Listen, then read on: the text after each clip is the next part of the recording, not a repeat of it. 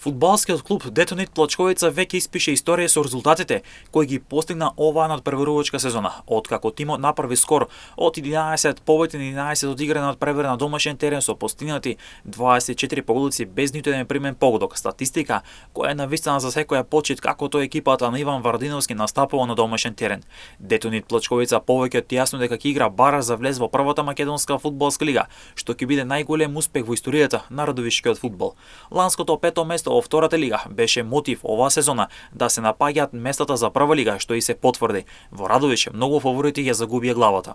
Сепак за овие резултати покрај добрата игра на фудбалерите и стручниот штаб, поддршката и организацијата од самата управа на клубот, 101 човек кој се вложи пред се финансиски за овој клуб да биде тоа што е. Фудбалскиот клуб Детонит Плачковица и Радовиш изрази јавна благодарност за Милош Ненезик, човекот кој е претседател на српскиот прволигаш Напредок од Куршевац, генерален директор на Трајал корпорацијата, еден од директорите на компанијата Детонит во Радовиш и главен спонзор на фудбалскиот клуб Детонит Плачковица. Ненезик е претседател на Сојузот на работодавачи на Србија и долгогодишен бизнисмен со одлични деловни резултати. Тој е претседател на Собранието на Стопанската комора на Србија и постојан член на Социјал-економскиот совет на Република Србија. Дефинитивно станува збор за доста успешен бизнисмен кој значително вложува во фудбалот во Србија, но сега веќе и во македонскиот фудбал, односно во фудбалскиот клуб Детонит Плачковица. Ненезик е човек кој финансиски го издигна клубот на ниво потребно да се бори со големи клубови.